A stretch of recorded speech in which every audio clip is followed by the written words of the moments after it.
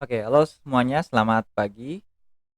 Selamat mengikuti pembelajaran TK kelas 7. Hari ini kita akan membahas beberapa soal yang sudah pernah kalian kerjakan sebelumnya di classroom. Berikut adalah latihan soal TIK halaman 126 sampai 127. Kita akan mulai pembahasan dari mulai yang nomor yang pertama. Oke, soal yang pertama. Memori komputer yang hanya dapat menyimpan data sementara disebut B. RAM. Mengapa RAM?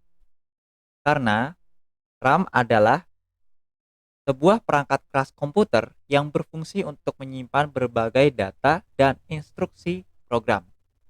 RAM merupakan singkatan dari Random Access Memory.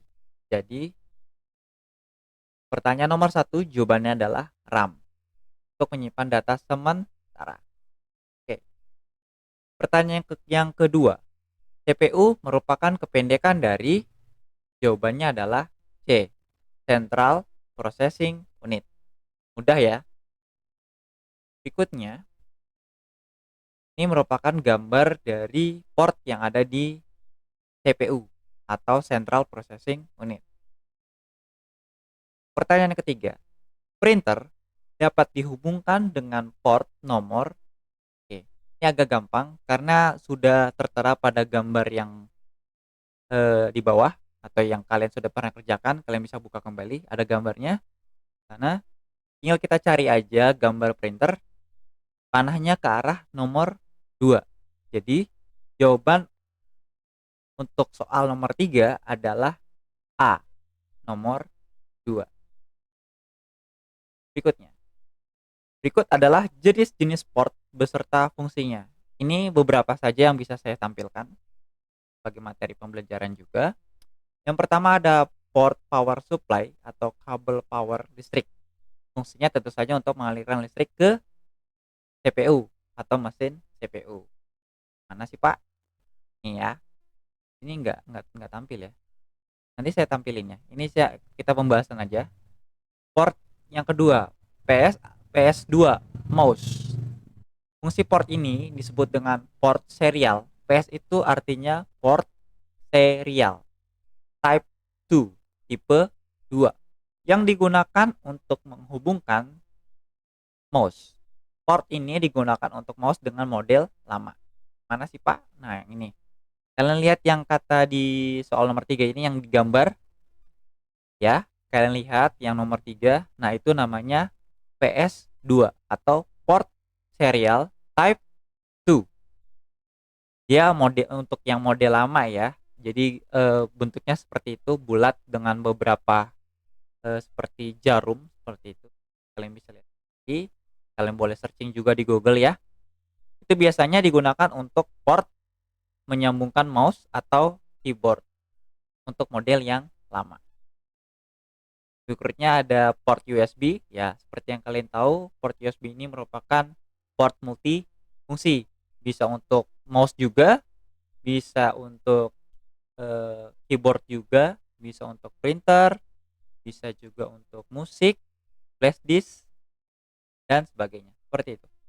Kemudian port paralel. Port paralel, port ini digunakan untuk menghubungkan CPU dengan printer atau modem eksternal. Yang mana sih? Nih, kalau kalian lihat di situ ada nomor 4 atau nomor 2 di antara itu ya.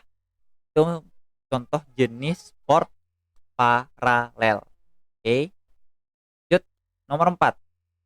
Di gambar nomor 3 merupakan port yang digunakan untuk mouse dan keyboard. Yang nomor 3. Itu namanya tadi apa yang sudah kita pelajari? PS2 atau port serial type 2. Yang kelima, nomor 5. Port serial ditunjukkan oleh gambar dengan nomor mana? Yang tadi kita udah pelajari ya, port serial. Yang untuk printer dan modem. Contohnya ada di nomor 2. Oke, jadi jawaban untuk soal nomor 5 adalah nomor 2. Bedakan ya, ada port apa tadi namanya, paralel, ada port PS2, ada port USB. Port serial atau PS2 itu yang gambarnya menggambarkan menyambungkan mouse dan keyboard. Kalau port paralel itu yang di nomor 2. Nah, kalau port USB ada di nomor 5. Lihat baik-baik ya. Oke, lanjut. Nomor 6. Saat ini banyak komputer yang menyertakan port USB. Nah, yang tadi kita bahas. Ini gampang ya, jadi jawabnya port USB nomor 5. Jawabannya adalah C. Oke, lanjut nomor 7. Port yang digunakan untuk piranti input ditunjukkan oleh gambar dengan nomor. Nah, yang kalian harus mengerti apa itu piranti atau perangkat input dan output. Piranti input atau perangkat input artinya kita memasukkan suatu data atau informasi. Sebaliknya, piranti output atau perangkat output adalah perangkat yang mengeluarkan data atau informasi. Contohnya apa? Printer. Berikutnya speaker. Seperti itu ya. Nah, berarti port yang digunakan untuk piranti input ditunjukkan oleh gambar dengan nomor 3. Jawabannya C. Karena ketika kita untuk memasukkan data dengan cara mengetik, kita menggunakan keyboard. Kemudian untuk menunjukkan data atau memilih data, kita menggunakan mouse. Berarti jawaban nomor 7 adalah C. Selanjutnya, nomor 8.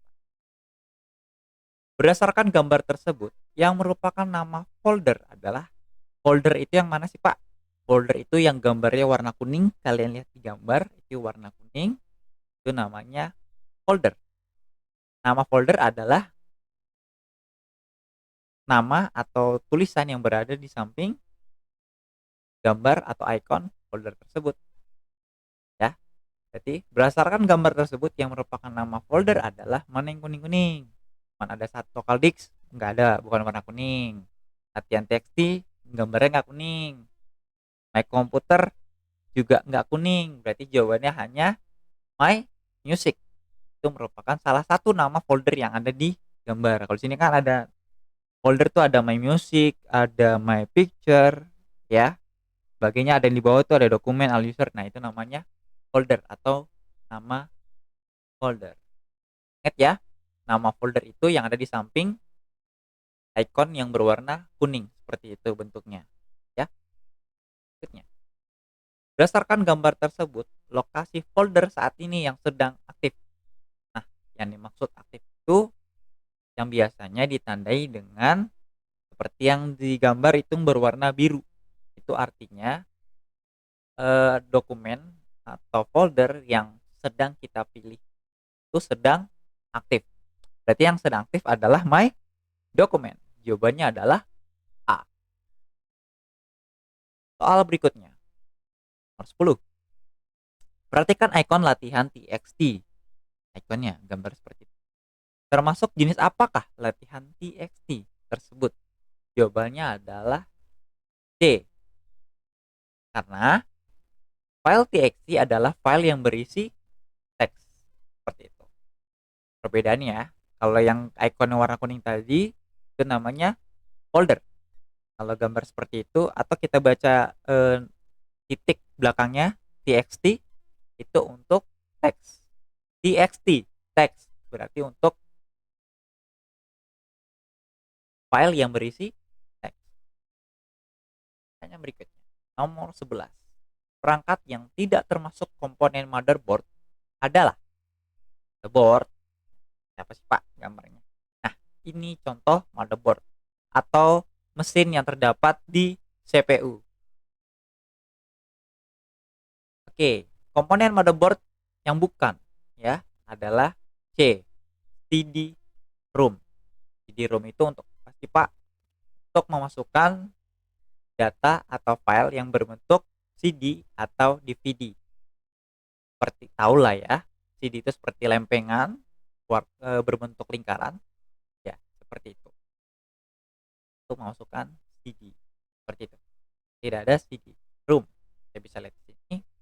Kalian juga bisa cari di Google gambarnya, kalian cari, eee, komponen motherboard, seperti itu. Kalian cari ya, kurang lebih seperti ini. Ini merupakan, sedikit gambaran komponen-komponen motherboard. Itu ada North Bridge, ada IDE connector, ada RAM memory slot ya, seperti itu. Selanjutnya, nomor 12, software yang tidak termasuk program aplikasi adalah, jawabannya adalah D. Sebenarnya semua jawaban dari A, B, C, dan D ini merupakan software program aplikasi. Tapi tulisan yang D ini di Microsoft Access tulisannya salah. Jadi tidak termasuk program aplikasi karena tulisannya salah ya. Sebenarnya keempat ini Adobe PageMaker, Microsoft Word, AllWriter, Microsoft Access itu sebenarnya sama-sama program aplikasi, tapi ini nggak cuma dari namanya aja ya. Kalau Microsoft Access itu lebih ke pengolahan datanya seperti itu. Kalau ada PageMaker ya jelas kita untuk membuat sebuah halaman. Microsoft Word ya itu sudah jelas itu untuk program aplikasi membuat sebuah dokumen. AllWriter juga sama membuat dokumen. Sedangkan Microsoft Access itu untuk mengolah aplikasinya atau mengolah datanya seperti itu. Jadi jawabannya adalah D. Salah satu aplikasi yang dapat digunakan untuk membuat dokumen ya gampang. Yang sudah pernah kita pelajari. Jawabannya adalah C. Notepad. 14. Perangkat pada gambar tersebut adalah, kalian harus cari tahu ya gambarnya ya. RAM itu seperti apa, ROM seperti apa, hard disk seperti apa. Kalau kalian menemukan gambar seperti di samping, ini merupakan prosesor. Prosesor, misalnya di gambar itu ada Intel Pentium ya, dan itu semua Intel. Intel itu salah satu perusahaan yang membangun prosesor. Seperti itu ya. Oke, lanjut. Nomor 15. Fungsi utama dari perangkat yang gambar tersebut ya sama ya. Yang tadi, prosesor tadi fungsinya adalah untuk mengolah data. Jika perangkat tersebut diganti dengan produk terbaru, maka efek yang dirasakan adalah jelas. Jawabannya adalah C. Pengolahan data menjadi lebih cepat. Karena seperti yang kalian ketahui, sistem prosesor itu terus diperbaharui setiap beberapa tahun belakangan ya. Contoh Intel saja sudah mengusung Intel Pentium 4 dan terbaru adalah Intel Core 5 yang kelima ya. Salah, Intel Core 7, sorry. Yang ketujuh sekarang sudah sampai. Sedangkan produk lain atau perusahaan lain ada AMD Ryzen. Itu contohnya kalian bisa cari jenis-jenis prosesor seperti itu ya. Oke, berikutnya nomor 17. Cara memberikan perintah atau instruksi saat menggunakan sistem operasi Microsoft DOS, yaitu menggunakan menu, no, menggunakan shortcut, no. Jawabannya cuma satu. Oke, menggunakan pengetikan perintah ya. Contoh saya mau cari gambar, berarti saya searchingnya, ketiknya gambar. Tuh.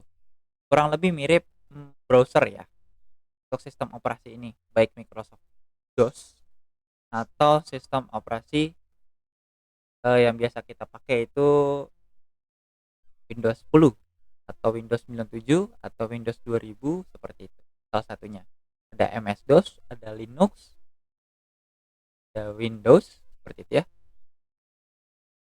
Lanjut nomor 18. Jika menggunakan aplikasi tertentu, kamu dapat membatalkan apa yang sudah dikerjakan dengan menggunakan fasilitas. Jawabannya adalah C. Undo atau undo. Seperti itu. Karena kalau copy dan paste itu untuk menggandakan teks atau gambar. Edit ya tentunya untuk mengedit suatu teks atau gambar. Jawabannya adalah C. Untuk membatalkan sesuatu yang sudah pernah kita kerjakan dengan fasilitas undo. Nomor 19. Salah satu contoh aplikasi pengolah kata adalah jawabannya Microsoft Word atau jawabannya A. Kenapa bukan Excel? Excel itu program pengolah angka. Kenapa bukan PowerPoint? PowerPoint adalah aplikasi pengolah presentasi. Access atau pengolah data. Seperti itu. Lanjut. Nomor 20. Berikut ini yang bukan merupakan contoh aplikasi desktop publishing adalah yang bukan ya. Kalau A udah jelas ya dari namanya aja itu sudah pasti untuk dipakai untuk publish. Microsoft Publisher. Adobe PageMaker juga sama, itu untuk membuat sebuah halaman seperti kayak poster seperti itu ya. Itu contohnya.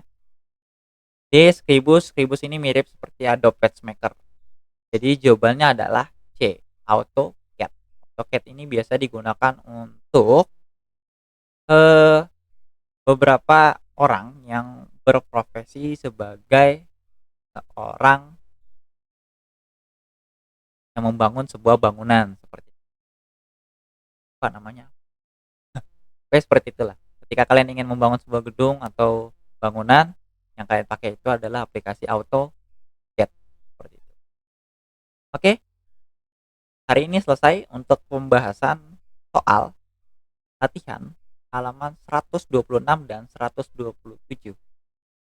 Cocokkan dengan jawaban yang sudah pernah kalian kerjakan ya, supaya kalian juga dapat memahami dari soal yang sudah kalian kerjakan. Oke, terima kasih untuk pertemuan kali ini, saya rasa cukup. Sampai jumpa di pertemuan berikutnya.